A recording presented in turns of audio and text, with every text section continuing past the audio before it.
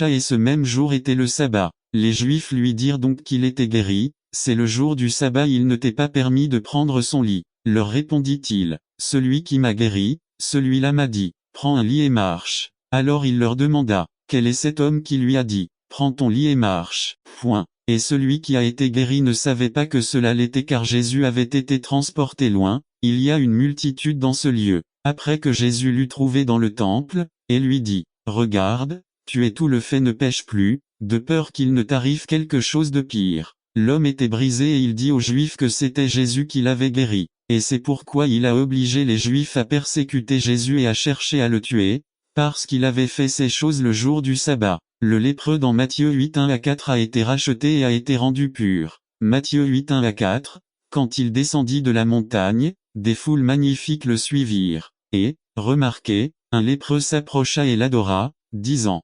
Seigneur, si tu te flétris, tu peux me rendre pur. Et Jésus étendit la main et le toucha, disant, oui, sois propre. Et aussitôt sa lèpre a été nettoyée. Et Jésus lui dit, garde-toi de le dire à personne mais va, montre-toi aux prêtres, et offre le don que Moïse a commandé, pour leur servir de témoignage. La femme au puits dans Jean 4 fut rachetée. Jean 4, 4-20, et il doit les besoins, il passe par Samario. Puis il arriva dans une ville des Samaritains, appelée Sichar, près du terrain que Jacob avait donné à son fils Joseph. Or, le puits de Jacob était là. Jésus donc, pour être fatigué de son voyage, s'assit ainsi près du puits et il était environ la 6e heure. Une femme de Samario vient puiser de l'eau. Jésus lui dit, donne-moi à boire, car ses disciples allaient à la ville pour acheter de la viande. Alors la femme des Samaritains lui dit, comment se fait-il que tu sois juif et que tu me demandes à boire?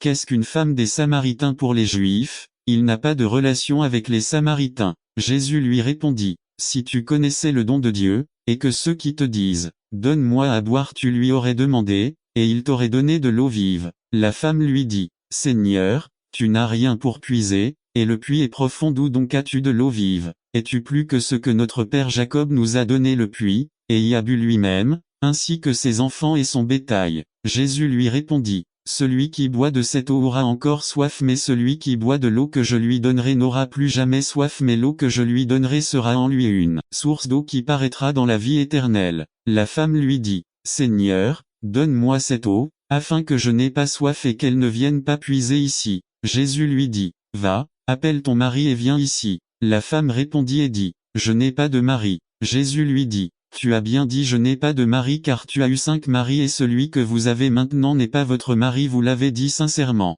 La femme lui dit, Seigneur, je vois que tu es prophète. Nos pères vénéraient sur cette montagne et il dit qu'à Jérusalem se trouve le lieu où les hommes doivent adorer. Zaché était dans un arbre. N'attendez pas qu'il soit trop tard. Devenez membre de la chaîne aujourd'hui et obtenez du réconfort et du soutien dans les moments difficiles. Cliquez sur le lien la description de la vidéo mardi 9 avril 2024 page 3. Lorsqu'il a été racheté dans Luc 19 1-6, et Jésus entra et traversa Jéricho. Et voyez-vous, il y avait un homme, nommé Zaché, qui était le chef des barman, et il était riche. Et il cherchait à voir Jésus qu'il était et peut-être pas pour la presse, car il était de petite taille. Et il courut devant, et grimpa sur un sycomore pour le voir. Pour lui, il fallait que ça passe par là. À l'endroit, il chercha et le vit, et lui dit, Zaché, à toi de trouver la marque, et il descend pour le jour où je dois rester chez toi. Et il se dépêcha, descendit et le reçut avec joie. Les autres que j'ai connus et rachetés ont eu une occasion exceptionnelle d'atteindre un certain nombre d'âmes perdues lors de réunions à domicile. J'apprécie de convoquer ces réunions de prière en maison, et nous on comptait souvent plus d'âmes sauvées lors de ces réunions que lors de véritables réveils de l'église.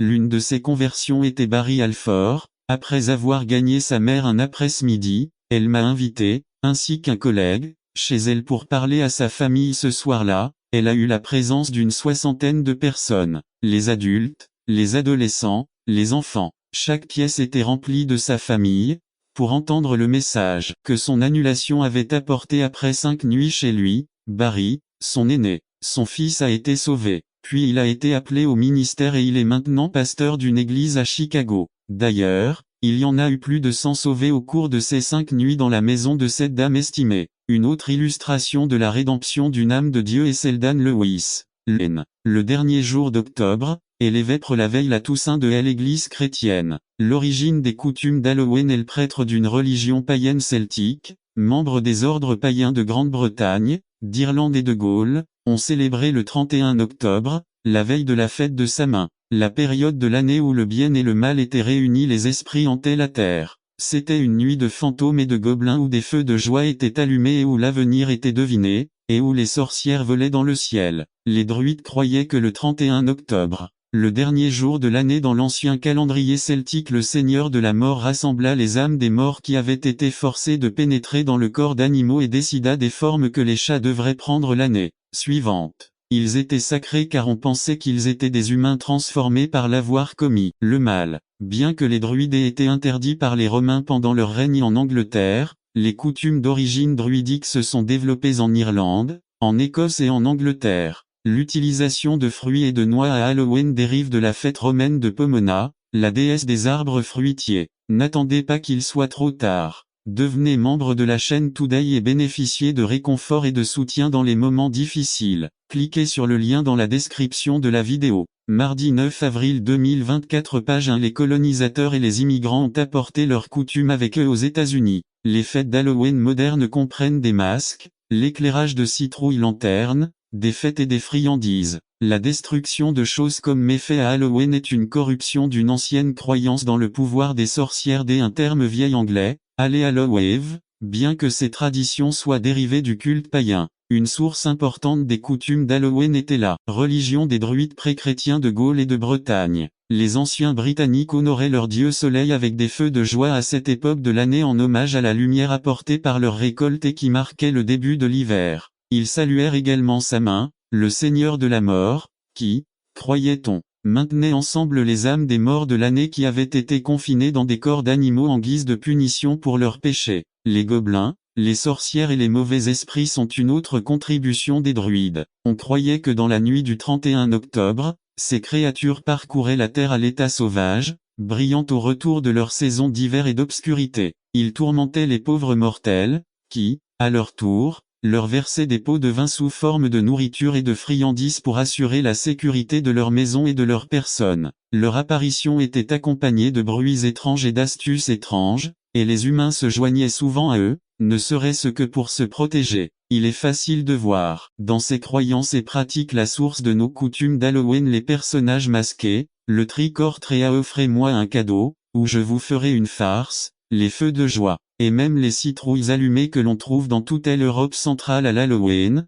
qui semble être une combinaison d'esprits malveillants et de feux bien. Quelques principes pour les pratiques chrétiennes. 1. Glorifie-t-il Dieu? 1 Corinthiens 10, 31-2. Ne soyez pas une pierre d'achoppement pour les autres. Romains 14, 19 à 21, 3. Soyez des imitateurs de Christ. Éphésiens 5, 1, 4. Est-ce que cela me construit? 1 Pierre 2, 5, 9, 5. Détournez-vous de ce qui est impur. 2 Corinthiens 6, 14 à 17. B. Qu'est-ce qui ne va pas? 1. Cela glorifie Satan. Sacrifice la nuit d'Halloween. 2. C'est une pierre d'achoppement pour les autres. 3. Faites appel à Satan. 4. Détournez vos pensées de ce qui est pur. Philippiens 4. Lui, n'attendez pas qu'il soit stagnation. Proposition. Ce passage m'apprend que la conquête de notre héritage nécessite une décision ferme. Ainsi, pour prendre possession de la terre promise, il faut prendre en compte les éléments suivants. 1. Abandonner la négligence. 18.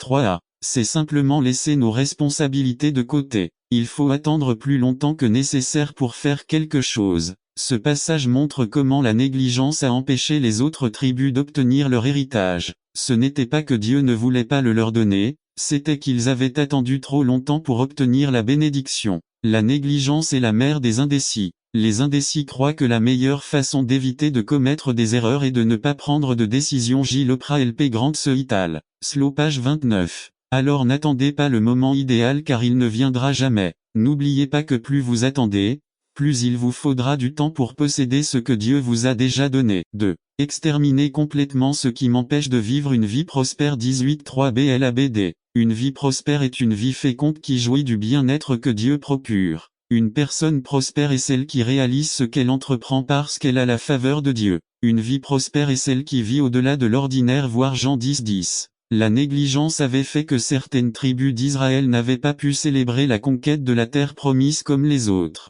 En attendant le moment opportun, ils n'avaient pas exterminé les habitants du pays que Dieu leur avait donné. Pour vivre une vie prospère, nous devons exterminer tout ce qui nous prive de la bénédiction de Dieu. Laissez de côté le doute, l'insécurité personnelle, la peur de l'échec, l'indécision, etc. N'attendez pas qu'il soit trop tard. Devenez membre de la chaîne Today et bénéficiez de réconfort et de soutien dans les moments difficiles. Cliquez sur le lien dans la description de la vidéo. Mardi 9 avril 2024 page 1. 3. Accepter la bénédiction de Dieu pour ma vie malgré qui je suis 18. 3c. La bénédiction et le bien-être et la prospérité. C'est le désir de Dieu pour chaque personne. Accepter, c'est recevoir volontairement et ouvertement quelque chose. Dans ce cas, c'est recevoir ouvertement la bénédiction de Dieu pour ma vie. Accepter la bénédiction de Dieu, c'est alors mettre de côté toutes les idées fausses sur Dieu et croire que son désir est mon bien-être. Malgré qui je suis, c'est parce que beaucoup de gens se considèrent indignes de la bénédiction de Dieu.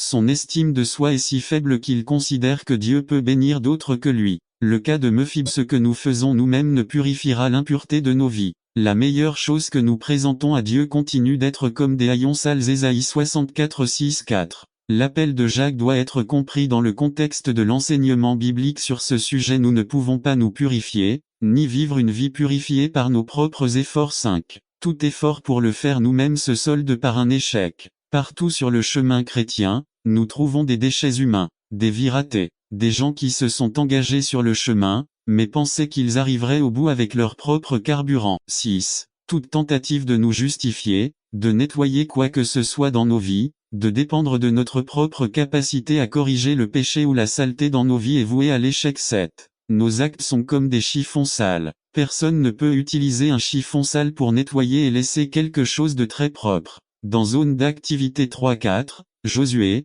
le grand prêtre n'a pas lui-même ôté ses vêtements sales, l'ange du Seigneur est venu et les a ôtés et lui a mis des vêtements blancs. 8. Saint Paul nous le rappelle dans Phil 2, 13, car c'est Dieu qui produit en vous le vouloir et le faire, pour accomplir sa bonne volonté.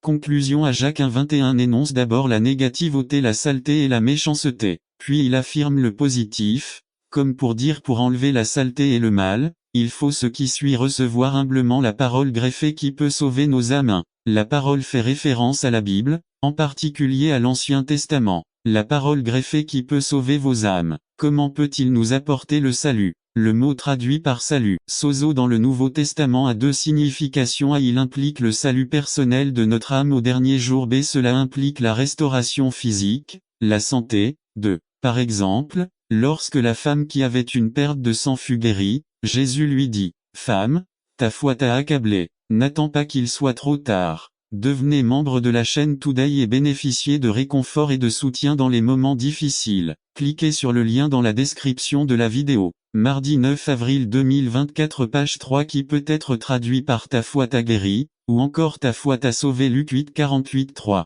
Ce que dit Jacques, c'est que lorsque la parole de Dieu est greffée dans nos vies, la parole de Dieu a le pouvoir de nous compléter, le salut éternel et la santé spirituelle et physique dans cette vie. B. James exhorte ses lecteurs à accepter humblement la parole. Cette humilité à laquelle il fait appel est-elle l'antithèse ou l'antonyme du courage, de la colère ou de la rage dont il nous parle en 1:19. 1. Contrairement à la colère qui ne produit pas la justice que Dieu désire, Jacques appelle, par humilité, à accepter ce que la parole de Dieu nous dit. 2. Santiago dans cette section nous dit à écouter ce qu'il y a de mieux. Faites-le rapidement. B. Parler n'est pas mauvais, mais réfléchissez avant de le faire. C. Mais la colère peut vous conduire au péché, soyez lent à vous mettre en colère, car c'est le contraire de l'humilité. D. Le chemin de l'humilité est le meilleur, il nous fait reconnaître la saleté et le mal de nos vies et nous rendra complets en Christ. Salut éternel et santé spirituelle et physique sur cette terre. N'attendez pas qu'il soit trop tard. Devenez membre de la chaîne Today et bénéficiez de réconfort et de soutien dans les moments difficiles. Cliquez sur le lien dans la description de la vidéo. Mardi 9 avril 2024 page 4 quand le chrétien est chrétien résumé. La soumission par un chrétien de sa colère à l'esprit. Par Carlos Camarena. Quand le christianisme est christianisme. Texte. Jacques 1:19-21 Lecture de la Bible. Éphésiens 4:22-32 Introduction à la première partie de Jacques 1:18 traitait des thèmes des épreuves et des tentations. Et même si le sujet n'est pas complètement abandonné, la deuxième partie aborde la question de la définition de la véritable religion. Au cœur de cette section, l'accent est mis sur le faire. Comment un chrétien se comporte-t-il avec les autres deux? Bien que grammaticalement parlant, le mot religion soit un nom pour Santiago, c'est un verbe. Car en grammaire, le verbe détermine l'action 3. Par conséquent, la religion n'est pas passive, mais active. Une personne authentiquement religieuse est celle qui est capable d'intégrer la connaissance intellectuelle de la religion dans une vie chrétienne pratique. B. James vise à nous montrer quelle est la différence entre un chrétien nominal et un véritable chrétien. Le chrétien nominal connaît intellectuellement la doctrine chrétienne et peut, dans une certaine mesure, prétendre avoir accepté Christ comme son sauveur personnel. 1. Il a été baptisé et il est possible qu'il remplisse fidèlement toutes les exigences extérieures de la religion, comme aller à l'église, étudier sa leçon du sabbat ou de l'école du dimanche, rendre sa dîme, etc. 2. Mais le christianisme ou la religion authentique à laquelle Jacques fait référence passe de l'intellectuel aux pratiques. Il fait référence au chemin vers la maturité spirituelle. 3. Le christianisme intellectuel, sans la régénération qu'apporte la connaissance du Christ, n'est pas le vrai christianisme. Connaître un domine, nous perdons notre but spirituel, nous existons seulement, laissant peu de vie spirituelle. Pas dans tous les cas, mais dans la plupart d'entre eux, cette condition prévaut et il n'y a qu'une seule alternative à éveiller les morts les mourants, les endormis. Dieu permet l'adversité. L'auteur de l'Épître universelle de Jacques 1:12 a utilisé les mots tentation et épreuve. Définition. D'après le dictionnaire de langue espagnole Larousse, tentation, impulsion ou provocation spontanée qui pousse à faire quelque chose, généralement répréhensible, destinée à détruire l'être humain. Comment affronte-t-on la tentation? Jacques 4:7. Soumettez-vous donc à Dieu, résistez au diable et il fuira loin de vous. Jacques 1:13-14. Quand quelqu'un est tenté, qu'il ne dise pas qu'il est tenté par Dieu, car Dieu ne peut être tenté par le mal, et il ne tente personne. V14. Mais chacun est tenté lorsque sa propre convoitise est attirée et séduit. Dieu ne tente personne. La tentation est généralement dirigée vers le domaine du croyant qui a besoin d'être renforcé. Parfois, ils sont la conséquence d'un appétit incontrôlé de la chair.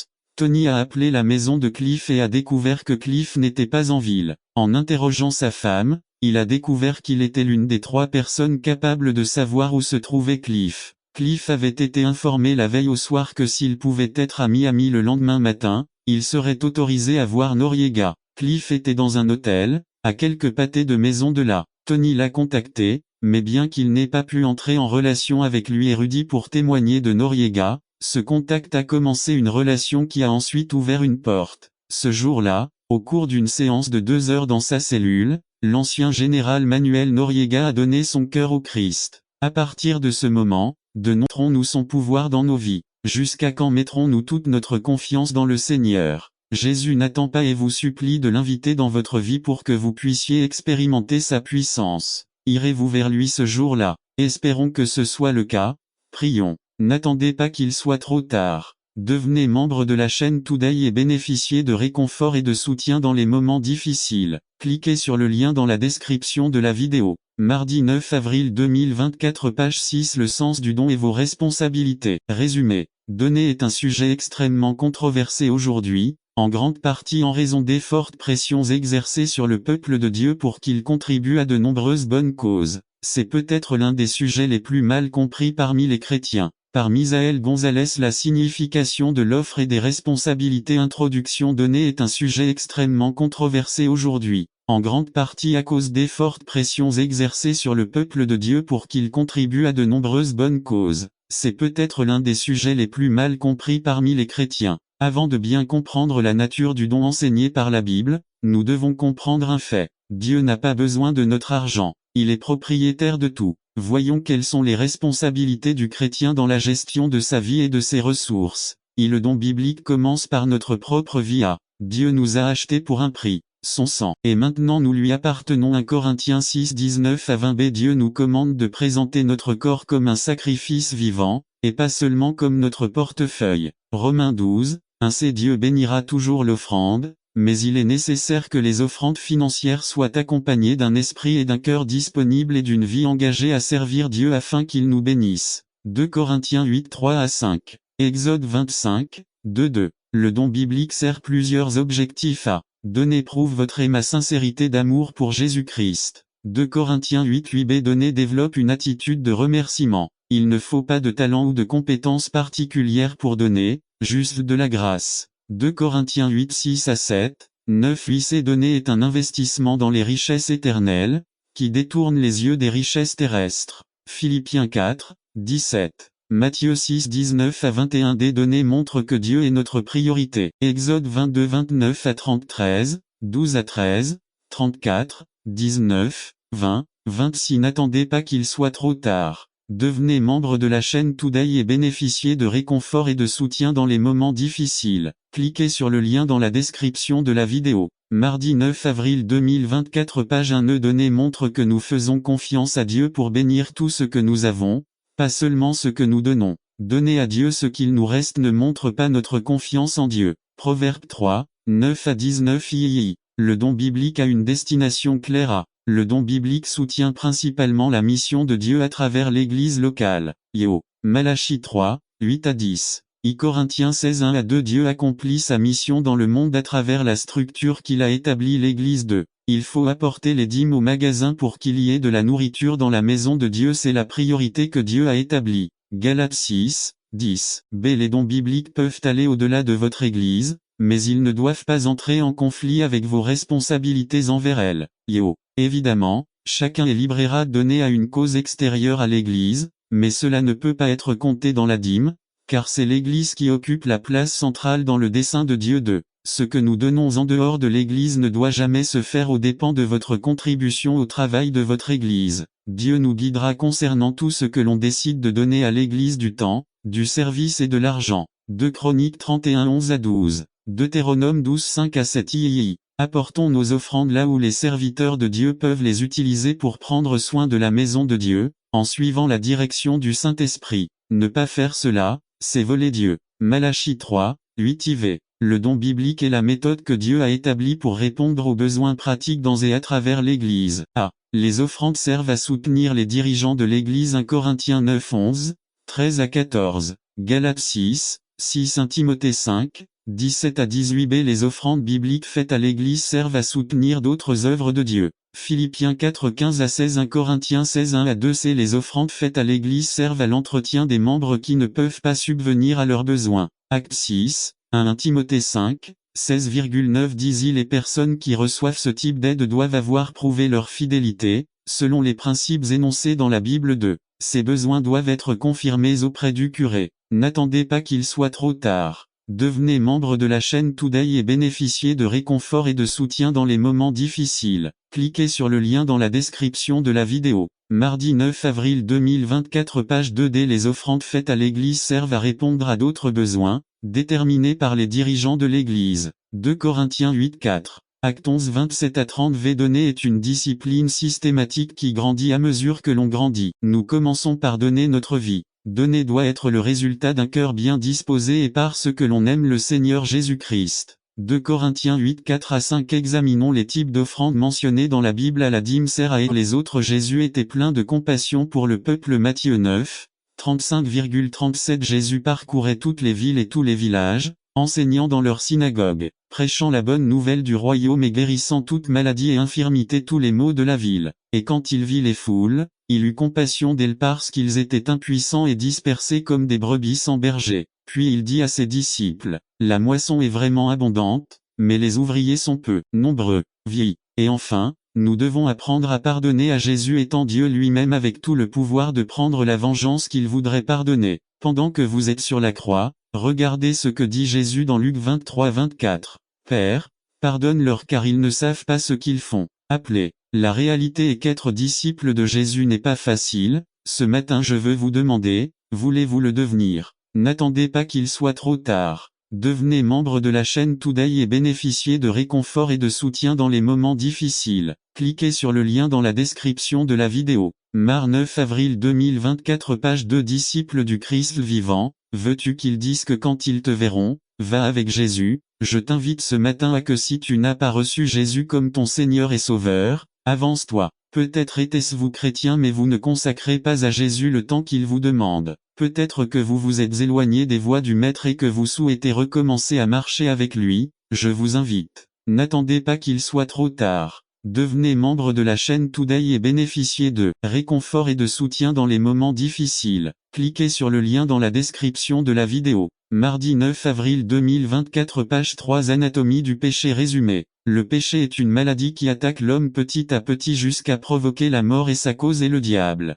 Seul Dieu peut sauver l'homme de cette mort. Par Juan Alvelot titre. Anatomie du péché. Anatomie égale à différentes parties et organes du corps. Texte. Genèse 3 1 à 13 Introduction à Dans le livre de la Genèse, nous avons un exemple frappant et clair de la façon dont le péché détruit la vie de l'homme. Aujourd'hui, nous allons voir comment le diable attaque l'homme pour le faire tomber et comment nous pouvons contrecarrer cette attaque. Proposition. Le péché est une maladie qui attaque l'homme petit à petit jusqu'à provoquer la mort et sa cause est le diable. Seul Dieu peut sauver l'homme de cette mort. Question interrogative. Comment vous sentez-vous devant Dieu aujourd'hui? Transition. La première chose que fait le diable est d'élaborer un plan d'attaque pour votre vie et plan d'attaque. Jean 3, 1 à Satan est rusé. Yo. Astucieux égale à qui est intelligent et habile pour obtenir ce qu'il veut. B. Chercher la faiblesse I chez Ève, c'était l'avidité, vouloir ce qu'elle n'aurait pas dû avoir. Genèse 2 6 et commencer à vous occuper de la personne,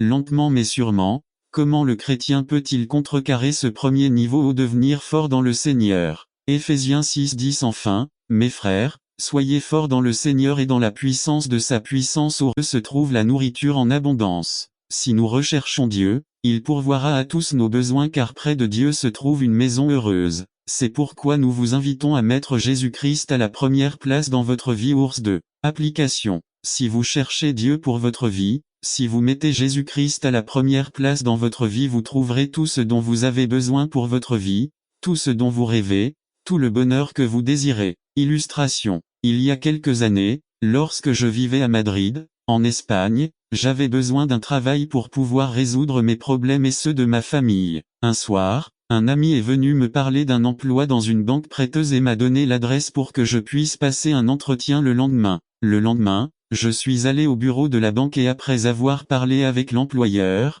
il m'a donné le poste. Il m'a dit que j'allais gagner 25 000 pesetas par mois, ce qui était un bon salaire pour l'époque, et que j'allais commencer dans 2 semaines. Le lendemain, lorsque je me suis rendu dans les bureaux de l'église pour parler aux missionnaires, il m'a parlé de la nécessité et du problème qui existait désormais dans le département qui travaillait avec les réfugiés cubains, car son directeur partait cette semaine-là et personne ne pouvait y assister avec lui, puis il m'a proposé le poste et j'ai accepté. Il m'a également parlé du salaire qu'il allait recevoir, 7000 pesetas par mois. Je suis rentré chez moi heureux d'annoncer la nouvelle à ma femme et le travail que j'occupais désormais. Quand mon ami qui m'avait trouvé un emploi à la banque l'a appris, il est venu me parler, il m'a grondé et m'a dit que puisque j'allais abandonner une offre comme celle de la banque de 25 000 par mois pour 7 000 avec l'église, alors je lui répondis, je préfère gagner 7 000 dans les choses de Dieu plutôt que 25 000 dans les choses du monde. À ce moment-là, j'ai mis Dieu en premier, à ce moment-là, je reconnaissais que la proximité de Dieu est tout ce dont on a besoin,